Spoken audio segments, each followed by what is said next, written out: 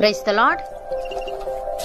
ఈరోజు దేవుని వాగ్దానము, మనుష్య కుమారుడు పరిచారము చేయించుకొనుటకు రాలేదు గాని పరిచారం చేయుటకును అనేకులకు ప్రతిగా విమోచన క్రయధనముగా తన ప్రాణమునిచ్చుటకును వచ్చెను. మత్తయి సువార్త 20వ అధ్యాయము 28వ వచనము. సహోదరి సహోదరులారా, ఈ వచనం యేసయ్య ఈ లోకానికి ఎందుకు వచ్చాడు అనే దాని గురించి మరియు మానవాళి కోసం ఆయన చేసిన త్యాగం గురించి తెలియజేస్తుంది. యేసయ్య దేవుని కుమారుడు అయినా ఆయన తనకు మహిమ గౌరవం లభించాలనుకోలేదు. ప్రతికూలంగా ఆయన ఇతరులకు సేవ చేయడానికి, వారి అవసరాలను తీర్చడానికి, ప్రేమ చూపించడానికి వచ్చాడు. అలాగే అనేకులకు ప్రతిగా విమోచన క్రయధనముగా తన ప్రాణమునిచ్చుటకును వచ్చెనని వ్రాయబడింది. ఇక్కడ విమోచన క్రయధనం అంటే బానిసత్వం నుండి దేనినైనా విడిపించేందుకు చెల్లించే వెల. మనిషి పాపానికి బానిసైపోయాడు. ఆ బానిసత్వం నుండి విడిపించేందుకు యేసయ్య తన ప్రాణాన్ని బలిగా ఇచ్చాడు. తనలో ఏమాత్రం తప్పు లేకపోయినా మన పాపాల క్షమాపణ కొరకు తన ప్రాణాన్ని శిలువపై అర్పించాడు. ఇది ఆయన విమోచకుడిగా ఉన్నతమైన సేవను చూపిస్తుంది. యేసయ్య ఈ లోకానికి రాజుగా కాకుండా సేవకుడిగా వచ్చాడు. ఆయన సేవ త్యాగంతో నిండి ఉంది. మన విమోచనకై తన ప్రాణం ఇచ్చిన గొప్ప ప్రేమకు ఇది ఒక శ్రేష్టమైన ఉదాహరణ. భక్తుడు ఈ విధంగా అంటున్నాడు: క్రీస్తు మనలను ప్రేమించి పరిమళ వాసనగా ఉండుటకు మన కొరకు తన్ను తాను దేవునికి అర్పణముగాను బలిగాను అప్పగించుకొనెను. అలాగుననే మనము ప్రేమ కలిగి నడుచుకొనవలసిన వారమై ఉన్నాము అని. ప్రియులారా, ఏ భేదమునూ లేదు. అందరూ పాపము చేసి దేవుడు అనుగ్రహించు మహిమను పొందలేకపోవచ్చున్నారు. కాబట్టి నమ్మువారు ఆయన కృపచేతనే క్రీస్తు యేసునందలి విమోచనము ద్వారా ఉచితముగా నీతిమంతులని తీర్చబడుచున్నారు. పూర్వము చేయబడిన పాపములను దేవుడు తన ఓర్మి వలన ఉపేక్షించినందున ఆయన తన నీతిని కనపరచవలనని క్రీస్తు యేసు రక్తమునందలి విశ్వాసము ద్వారా ఆయనను కరుణాధారముగా బయలుపరచెను. దేవుడు ఇప్పటి కాలమందు తన నీతిని కనబరుచు నిమిత్తము తాను నీతిమంతుడును యేసునందు విశ్వాసము గలవానిని నీతిమంతునిగా తీర్చువాడునై ఉండుటకు ఆయన అలాగు చేసెను.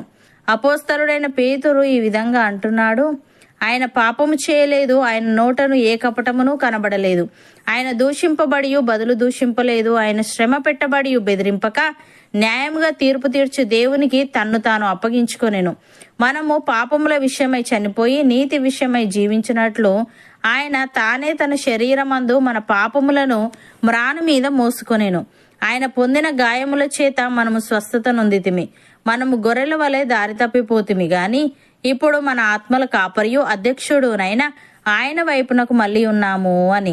సహోదరి సహోదరులారా, మనలను దేవుని యొద్దకు తెచ్చుటకును అనీతిమంతుల కొరకు నీతిమంతుడైన క్రీస్తు శరీర విషయంలో చంపబడి ఆత్మ విషయంలో బ్రతికింపబడి పాపముల విషయంలో ఒక్కసారే శ్రమపడెను. దేవుని దీర్ఘశాంతము ఇంకా కనిపెట్టుచుండినప్పుడు పూర్వము నోవాహు దినములలో ఓడ సిద్ధపరచబడుచుండగా అవిధేయులైన వారి యొద్దకు అనగా చెరలో ఉన్న ఆత్మల యొద్దకు ఆయన ఆత్మరూపిగానే వెళ్లి వారికి ప్రకటించెను. ఆ ఓడలో కొందరు అనగా 8 మంది నీటి ద్వారా రక్షణ పొందిరి. దానికి సాదృశ్యమైన బాప్తిస్మము ఇప్పుడు మిమ్మను రక్షించుచున్నది. అదేదనగా శరీర మాలిన్యము తీసివేయట కాదు గాని యేసుక్రీస్తు పునరుత్థాన మూలముగా దేవుని విషయము నిర్మలమైన మనస్సాక్షినిచ్చు ప్రత్యుత్తరమే. ఆయన పరలోకమునకు వెళ్లి దూతల మీదను అధికారుల మీదను శక్తుల మీదను అధికారము పొందినవాడై దేవుని కుడిపార్శ్వమున ఉన్నాడు. నమ్మినవారు నాతో పాటు ప్రార్థనలో ఏకీభవించండి. పరిశుద్ధుడా, ప్రేమగల తండ్రి, మనుష్య కుమారుడు పరిచారము చేయించుకొనుటకు రాలేదు గాని పరిచారము చేయుటకును అనేకులకు ప్రతిగా విమోచన క్రయధనముగా తన ప్రాణమునిచ్చుటకును వచ్చెనని, ఇది ఆయన విమోచకుడిగా ఉన్నతమైన సేవను చూపిస్తుందని నీవు తెలియజేశావు. తన్నికి స్తుతులు. దేవా, క్రీస్తు మమ్ములను ప్రేమించి పరిమళ వాసనగా ఉండుటకు మా కొరకు తన్ను తాను నీకు అర్పణముగాను బలిగాను అప్పగించుకొనెను గనుక అలాగుననే మేమును ప్రేమ కలిగి నడుచుకునే వారంగా ఉండుటకు సహాయము దయచేయమని నమ్మువారు నీ కృపచేతనే క్రీస్తు యేసునందలి విమోచనము ద్వారా ఉచితముగా నీతిమంతులని తీర్చబడుచున్నారు గనుక ఈ రక్షణ సువార్తను మా చుట్టూ ఉన్న వారికి ప్రచురించే వారంగా ఉండుటకు కృప చూపమని, మమ్మల్ని మేము నీకు అప్పగించుకునే ఆత్మీయత మాలో ప్రతి ఒక్కరికి నీవే దయచేయమని యేసుక్రీస్తు నామమున ప్రార్థిస్తున్నాము తండ్రి. ఆమెన్.